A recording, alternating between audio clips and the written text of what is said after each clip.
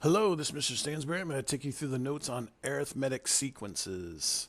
At the end of this, you should be able to say, I can show a sequence is arithmetic, find the formula for the general term, find a given term, and find if a given number is a term given a sequence of numbers. All right? Okay, so first things first. An arithmetic sequence is simply a sequence which each term differs from the previous one by the same fixed number. We call this number the common difference. So like 1, 3, 5, 7, we're adding 2 each time. That's the common difference, D. Okay, an arithmetic sequence can also be called an arithmetic progression. Okay, just a different name for it. Okay, the general term or nth term of an arithmetic sequence is always written in this formula here.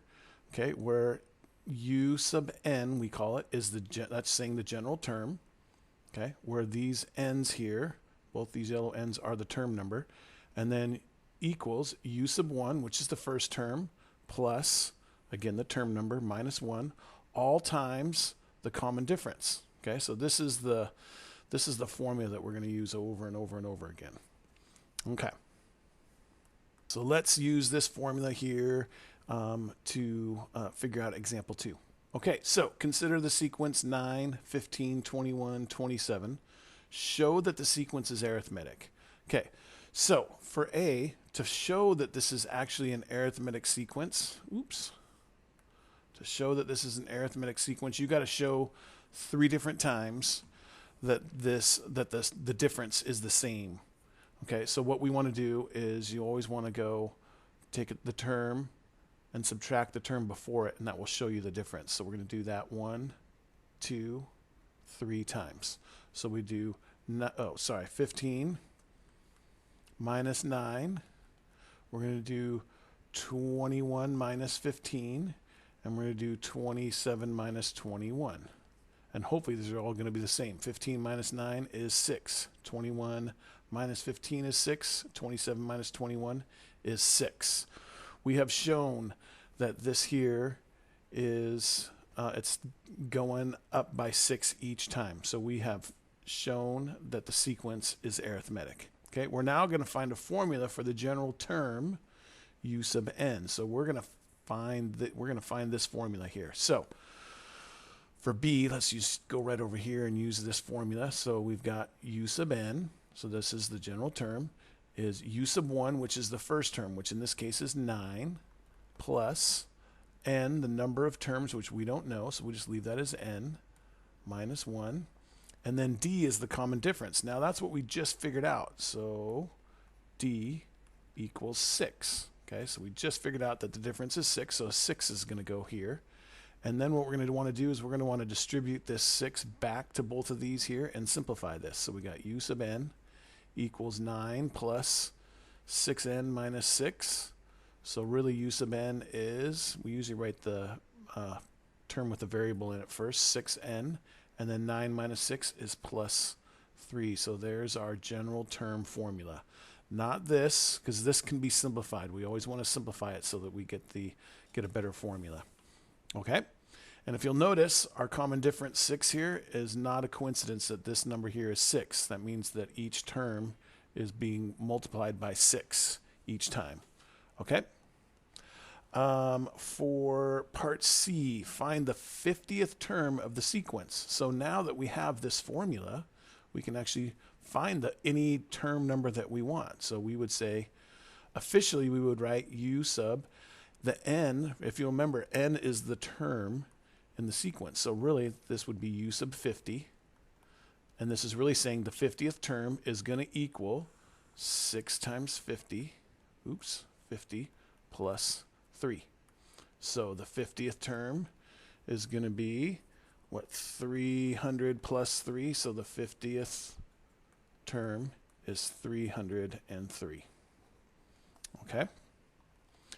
D, is 387 a term of the sequence? So we want to figure out if 387 is actually going to be one of the terms that would fall in this sequence. So let's go through and figure that out. So we basically want to know, is 380, will this will this sequence here ever equal 387? So we'll do 387 equals 6n plus 3. So we're going to just go through and solve this. Subtract 3 from both sides. 384. Sorry, that is terrible handwriting. 384 equals 6n. So we're going to divide both sides by 6 and see what we get for n. Okay?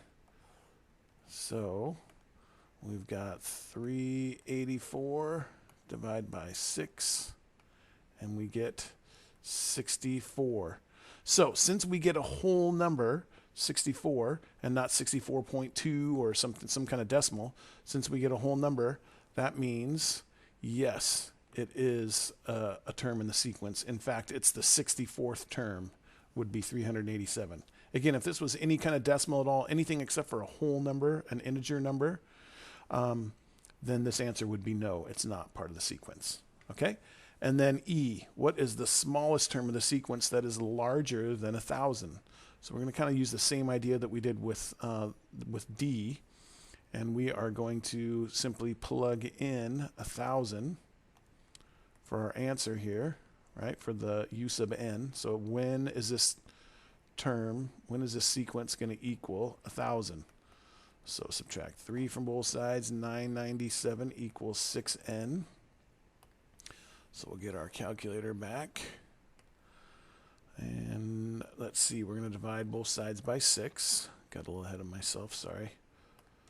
So we get 997 divided by 6 is going to give us, it's going to be the 166.1 term. So we want to find the smallest term of the sequence that's bigger than 1,000. So if we did the 166th term, it would be just less than 1,000. So we want to actually do the 160, instead of 166, we want to do the 167th term.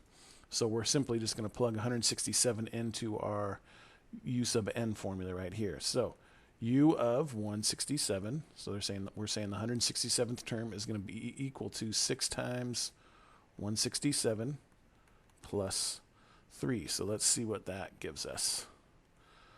Okay, so 6 times 167 plus 3 gives us 1,005. So the smallest term in the sequence that's larger than 1,000 is 1,005 for that one there. Okay? Okay, before our next example, let's take a little funny video break.